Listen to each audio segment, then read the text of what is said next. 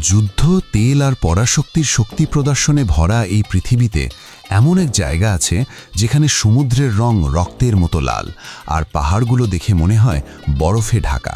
কিন্তু বাস্তবতা সম্পূর্ণ ভিন্ন। এখানে তাপমাত্রা পৌঁছে যায় 50 ডিগ্রি সেলসিয়াসে। এই দ্বীপে মানুষ শুধু মাটির ওপর হাঁটে না, তারা সেই মাটিকেই খায়। এ যেন পৃথিবীর শেষ প্রান্তে টিকে থাকার এক অদ্ভুত গল্প। এটি হরমুজ, মানচিত্রে ক্ষুদ্র এক বিন্দু, অথচ অবস্থান এমন যেন পুরো বিশ্বের গলায় আটকে থাকা একটি সংকীর্ণ পথ। পৃথিবীর প্রায় 20% তেলের সরবরাহ প্রতিদিন এই পথ দিয়ে যায়। অর্থাৎ আপনি যখন জ্বালানির দাম কমার অপেক্ষায় থাকেন, তখন বিশ্বের বিপুল অর্থ ঠিক তাদের বাড়ির সামনে দিয়েই ভেসে যায়। মধ্যপ্রাচ্যের মানচিত্রে তাকালে যে সরু জলপথটি চোখে পড়ে, সেটাই হরমুজ প্রণালী, তেলবাহী জাহাজের ব্যস্ত মহাসড়ক। আর তার মাঝখানে ছোট্ট একটি দ্বীপ, যেন স্যুপের মধ্যে হারিয়ে যাওয়া একটি ডিম। এই দ্বীপে পৌঁছতে হলে বন্দর আব্বাস থেকে ঘাম ভেজা ভিড়ের একটি ফেরিতে উঠতে হয়। ধীরে ধীরে মূল ভূখণ্ড দূরে সরে গেলে স্বাভাবিক পৃথিবী যেন মিলিয়ে যায়, আর সামনে খুলে যায় এক অচেনা জগৎ। এখানে সবুজ নেই, নেই সতেজতার ছোঁয়া, আছে শুধু পাথর, লবণ আর নরকের মতো লাল মাটি। বিশাল তেলবাহী জাহাজগুলো যখন পাশ দিয়ে যায়, তাদের ভারে সাগরের পানি তীরে ধাক্কা খায়। আর ঠিক নিচেই অন্য এক দৃশ্য, ছোট নৌকায় জেলেরা জাল ফেলছে। নেই জিপিএস, নেই রাডার, পথ দেখায় শুধু পাহাড়ের আকার। একটি ট্যাঙ্কারের সামান্য ভুল মানেই সব শেষ, নৌকা উল্টে যায়, জীবন থেমে যায়। বিশ্বের চোখে এখানে উত্তেজনা, রাজনীতি আর যুদ্ধের ছায়া। কিন্তু তাদের কাছে এটি শুধু একটি সাধারণ মাছ ধরা গ্রাম। তেলের দাম তাদের ভাবায় না, তাদের ভাবনা শুধু সঞ্জায় খাবার জুটবে কিনা। সমুদ্রের লগনে তাদের হাত মোটা আর ফেটে গেছে। এটি কোনো স্কিন কেয়ার নয়, টিকে থাকার চিহ্ন। তবে প্রকৃত শত্রু আরেকটি, নির্দয় আবহাওয়া। জুলাই এলে বাতাস যেন থেমে যায়, তাপমাত্রা 50 ডিগ্রি, যেন পুরো দ্বীপটি বাষ্পে সিদ্ধ হচ্ছে। নেই গাছ, নেই ছায়া, নেই শীতল হাওয়ার মুহূর্ত, শুধু পাথর আর সূর্যের আগুন। এখানে হাঁটলেই শরীর ঘামে ভিজে যায়, আর সেই ঘামের সঙ্গে হারিয়ে যায় অমূল্য পানি। হরমুজের সবচেয়ে গুরুত্বপূর্ণ জিনিস তেল নয়, পানি। প্রতিটি ফোঁটা পানি আসে মূল ভূখণ্ড থেকে ডিজেল চালিত ফেরিতে। ঢেউ বা ঝড়ে যদি সেই ফেরি দেরি করে, সঙ্গে সঙ্গে শুরু হয় বেঁচে থাকার লড়াই। এই দ্বীপে জীবন মানে প্রতিদিন প্রকৃতির সঙ্গে সংগ্রাম, আর সেই সংগ্রামের মধ্যেই লুকিয়ে আছে পৃথিবীর এক বিস্ময়কর, কঠিন অথচ মুগ্ধকর বাস্তবতা। কিন্তু ডিসেম্বর এলেই হরমুজ যেন হঠাৎ বদলে যায়। তাপমাত্রা নেমে আসে প্রায় 18 ডিগ্রি সেলসিয়াসে, আর তখনই এই উত্তপ্ত দ্বীপে নেমে আসে স্বস্তির ছোঁয়া। ঠান্ডার সঙ্গে আসে পর্যটকদের ঢল, আর সেই সঙ্গে আসে অর্থের প্রবাহ। যে ঘাট একসময় নীরব ছিল, তা মুহূর্তেই রঙিন বাজারে পরিণত হয়।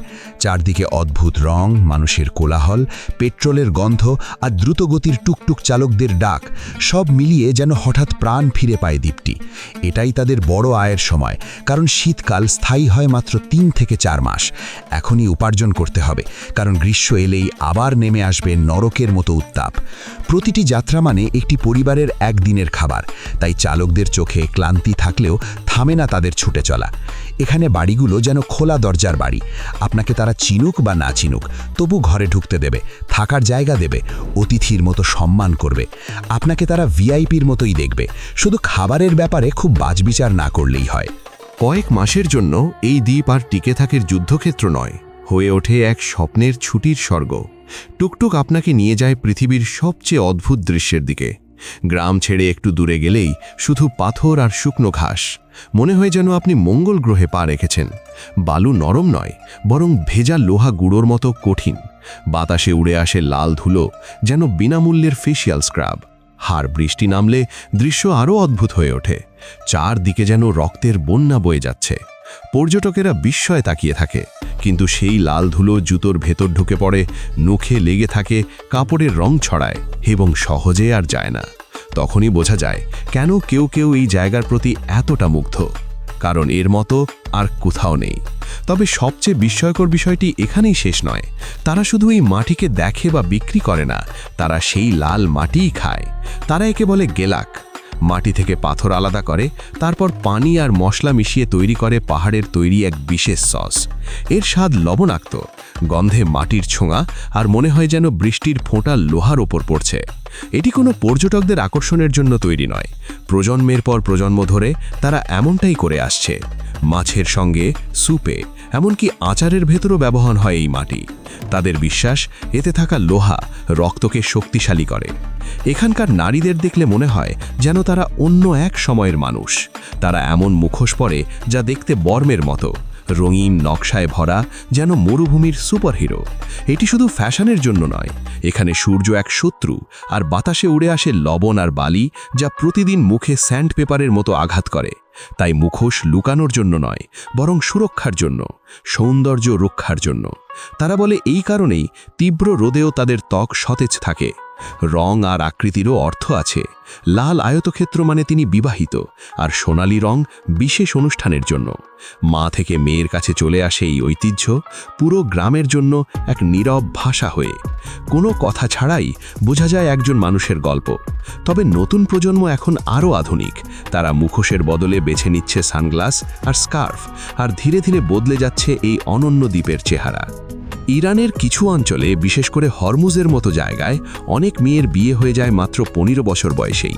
তাদের কাছে এটি অস্বাভাবিক নয়, বরং সংস্কৃতির অংশ, জীবনের বাস্তবতা। কাজের সুযোগ কম, সম্পদের অভাব, এই বাস্তবতায় বিয়ে অনেক সময় পরিবারের খরচ কমানোর উপায় হয়ে ওঠে, নিরাপত্তার পথ হয়ে দাঁড়ায়। এখানে বিয়ে শুধু ভালোবাসার গল্প নয়, এটি বেঁচে থাকার কৌশল। তবুর হরমুজের নারীদের স্বপ্ন খুব সাধারণ। উত্তর ইরানের সবুজ বন দেখতে চাওয়া, গভীরভাবে নির্মল বাতাসে শ্বাস নেওয়া, আর এমন পাহাড়ের সামনে দাঁড়ানো যা লবণ দিয়ে তৈরি নয়। তাদের কাছে সেটি যেন অন্য এক গ্রহের অভিজ্ঞতা। তাদের জীবন সহজ। তারা তেলবাহী জাহাজ বা ভূ রাজনীতি নিয়ে ভাবে না। তারা ভাবে মায়দার দাম বেড়েছে কিনা, কিংবা আজ ভালো বাতাস বইবে কিনা। সেই বাতাস গ্রাম পেরিয়ে পৌঁছে যায় বালুর মাঝে এক অদ্ভুত স্থানে। সেখানে দেখা যায় রঙিন গম্বুজ, যেন ভিন গ্রহের ডিম মাটিতে ছড়িয়ে আছে। মাজারা হোটেল। মাটি, সিমেন্ট আর পাতার মিশ্রণে হাতে তৈরি এই স্থাপনা যেন মরুভূমির বুকেই জন্ম নেওয়া এক শিল্পকর্ম। কিন্তু যাত্রা এখানেই শেষ নয়। সামনে আছে সাদা পাহাড়, দেখতে যেন বরফে ঢাকা, অথচ গরম এখনও তীব্র। সেখানে আছে রেইনবো গুহা।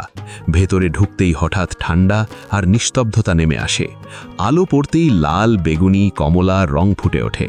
মনে হয় যেন পৃথিবী নিজেই এক চিত্রকর্ম এঁকেছে।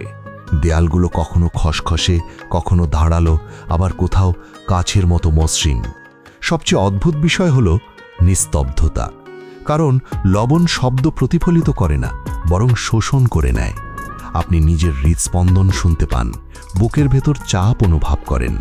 অনেকেই বিশ্বাস করে এই লবণের ভেতর আছে নিরাময়ের শক্তি। একটি খাড়া পাহাড়ের নিচে সমুদ্র থেকে ধীরে ধীরে উঠে আসে একটি কচ্ছপ। ভারী শরীর, কষ্টকর পথ, তবুও সে এগিয়ে চলে। শত শত বছর ধরে তার পূর্বপুরুষরা যে স্থানে ডিম দিয়েছে, ঠিক সেই জায়গাতেই সে বালু খুঁড়ে নতুন জীবন রেখে যায়। সেই সাধারণ বালুর ভেতরেই শুরু হয় আরেকটি গল্প। বিশ্বের চোখে হরমুজ এক চেক পয়েন্ট, এক কৌশলগত অঞ্চল, এক বিপদসংকুল স্থান। কিন্তু এখানকার মানুষের কাছে এটি শুধু বাড়ি। জাহাজ হারিয়ে গেলেও, তেল শেষ হয়ে গেলেও দ্বীপটি থাকবে। আর সেখানেই গল্পের শেষ। একটি জায়গা দেখতে নরকের মতো, তবুও যেখানে মানুষ বেঁচে থাকে, সংগ্রাম করে আর হাসতে জানে। পৃথিবীর মানচিত্রে এমন কিছু জায়গা আছে যেগুলো আকারে ছোট হলেও প্রভাবের দিক থেকে বিশাল। তেমনই এক জায়গা হলো স্ট্রেট অফ হরমুজ, একটি সংকীর্ণ জলপথ যার বুক চিরে প্রতিদিন পৃথিবীর বিপুল তেলবাহী জাহাজ চলাচল করে। এই পথের আশপাশে ছড়িয়ে থাকা ছোট ছোট গ্রামগুলো যেন পৃথিবীর ব্যস্ত অর্থনীতির ঠিক পাশে দাঁড়িয়ে থাকা নিঃশব্দ জীবনের প্রতিচ্ছবি। এখানে যুদ্ধ, রাজনীতি বা আন্তর্জাতিক কৌশলের বড় বড় শব্দ নেই।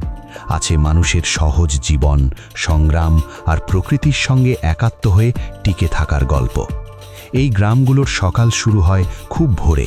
সূর্য ওঠার আগেই সমুদ্রের হালকা নীল আলোয় জেগে ওঠে জেলেদের ছোট নৌকা। ঢেউ তখন শান্ত, বাতাসে লবণের গন্ধ। ঘরের ভেতর চুলায় জ্বলে ওঠে আগুন, রুটি আর চা তৈরি হয় দিনের প্রথম শক্তি হিসেবে। পুরুষেরা জাল কাঁধে নিয়ে বেরিয়ে পড়ে, আর নারীরা পানির হাঁড়ি হাতে দূরের উৎস থেকে পানি সংগ্রহে যায়। এখানে পানিই সবচেয়ে মূল্যবান সম্পদ, তেলের চেয়ে দামি, সোনার চেয়েও জরুরি। কখনো কখনো পানি আসে মূল ভূখণ্ড থেকে, যেমন বন্দর আব্বাস থেকে। ছোট ফেরিতে ভরে আনা ড্রামগুলো গ্রামে ভাগ করে দেওয়া হয়। একটি ড্রামের পানি মানে পুরো পরিবারের কয়েকদিনের জীবন। এই অঞ্চলের প্রকৃতি কঠিন কিন্তু সুন্দর। চারদিকে লাল মাটি, লবণের পাহাড় আর দূরে নীল সমুদ্র, সব মিলিয়ে এক অদ্ভুত রঙের জগৎ।